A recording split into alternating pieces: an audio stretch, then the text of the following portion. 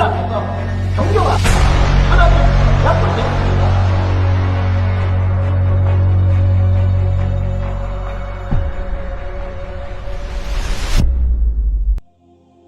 Shincheonji sebuah organisasi keagamaan yang diasaskan pada 14 Mac 1984 di Korea Selatan oleh pengasasnya Lee Man-hee.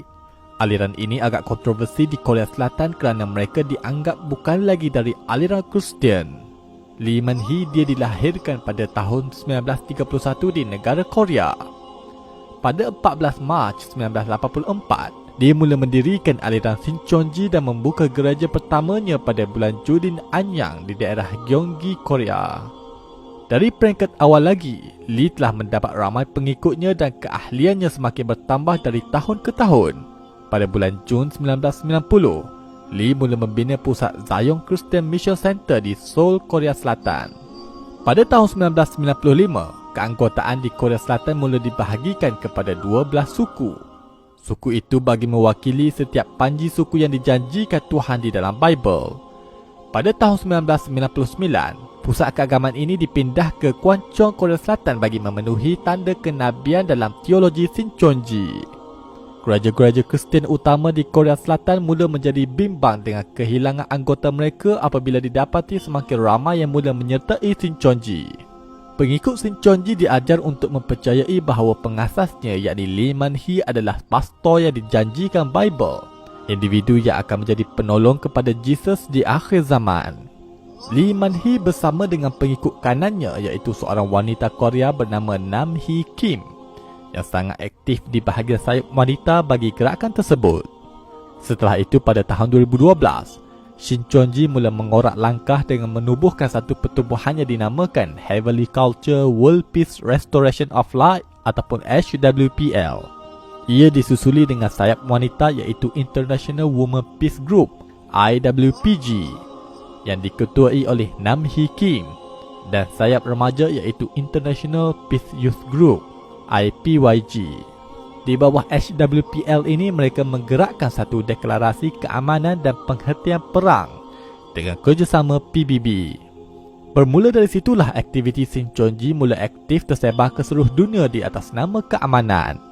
Pada 10 November 2019, Shincheonji berjaya melahirkan seramai 103,764 graduasi pada tahun 2019 sahaja. Angka graduasi yang sangat besar itu telah memberi tekanan kepada gereja-gereja yang lain tidak sehalua dengan Shincheonji. 성경은 완벽하게 다 깨달아야 합니다. Pada bulan Februari 2020, dikala virus COVID-19 mula mengganas merebak ke negara-negara Asia, Korea Selatan pada peringkat awal dapat mengawal penyebarannya sehingga berlaku kepada pesakit ke-31 yang merupakan ahli kepada Shincheonji di organisasi tersebut. Pesakit yang berusia 61 tahun itu menetap di Daegu, Busan. Ketika dia menghadiri program Shincheonji di Daegu, yang mana sedia maklum bahawa Shincheonji memiliki ahli yang ramai dan mereka sering duduk secara rapat di dalam program, kesan daripada itu ia menjadi satu kluster besar sehingga menggemparkan Korea Selatan. Selepas kejadian itu, kerajaan Korea Selatan mengambil tindakan ke atas Lee Man-hee.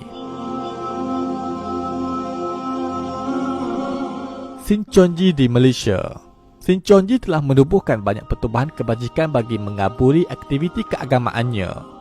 Mereka memiliki pertubuhan MVA, MIYC, IPYG, IWPG dan HWPL. Di Malaysia, mereka hanya membawa 3 sahaja iaitu IPYG Malaysia, HWPL Malaysia dan IWPG Malaysia. Ketiga-tiga pertubuhan ini di Malaysia dibawa oleh sekumpulan warga Korea Selatan yang merupakan ahli HWPL dan misionari kepada Shincheonji bermula pada tahun 2016. Mereka mendaftarkan gerakan mereka di Jabatan Pendaftaran Pertubuhan Malaysia dengan nama Pertubuhan HWPL Malaysia. Manakala IPYG Malaysia adalah singkatan dari perkataan International Peace Youth Group. Pertubuhan ini memfokuskan pelajar sekolah rendah dan juga mahasiswa di universiti awam. Mereka juga memasuki ke sekolah rendah dan universiti di atas nama keamanan. IWPG pula adalah pertubuhan bahagian sayap wanita. Pertubuhan ini dilihat semakin aktif di Johor berbanding di negeri-negeri lain. Di bawah pertubuhan HWPL inilah gerakan ini mengatur program dan memasuki ke dalam pelbagai sektor. Antara misi utama HWPL adalah mereka akan membawa satu program yang dinamakan Declaration of Peace and Cessation of War atau DPCW.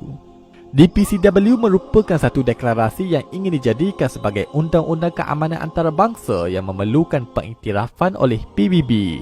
Syarat untuk PBB memberi pengiktirafan agar deklarasi ini bakal menjadi undang-undang adalah mereka perlu mendapat sokongan bertulis oleh masyarakat dari pelbagai negara.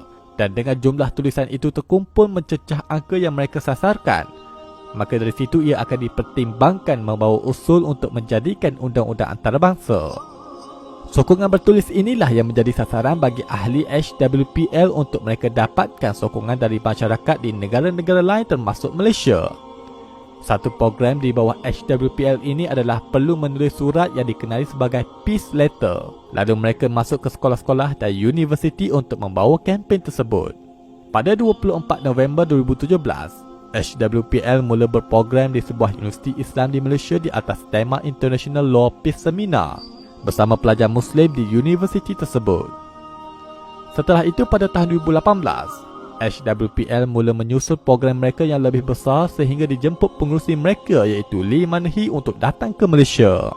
Lee Man Hee dijemput ke sebuah universiti terkemuka di tanah air dalam program 2018 HWPL and IWPG Malaysia Peace Forum yang mana Lee Man Hee juga berucap di dalam program tersebut.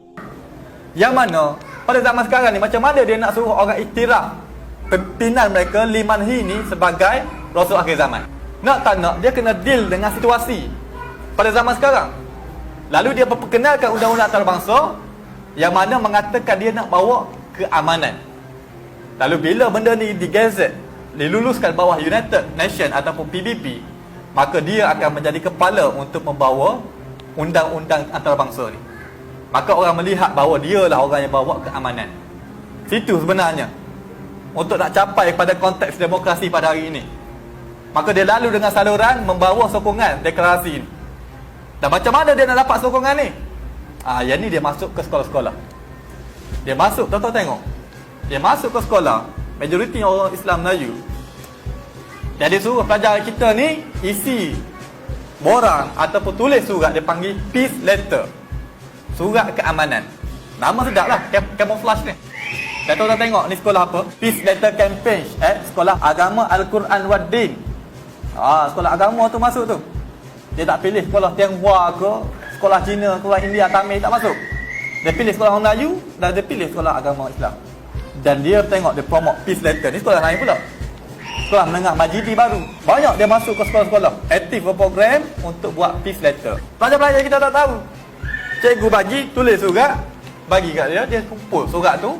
Lalu dia menunjukkan bahawa tengok di Malaysia berapa ramai orang menyokong deklarasi kita. Dia akan bawa jumlah itu untuk United Nations luluskan. Okey. Malah kini mereka juga aktif menggerakkan usaha dakwah Sinconji yang disasarkan secara khusus di Malaysia. Ini merupakan salah satu dari ancaman dari 59 lagi gerakan agama baru yang telah bertapak di Malaysia.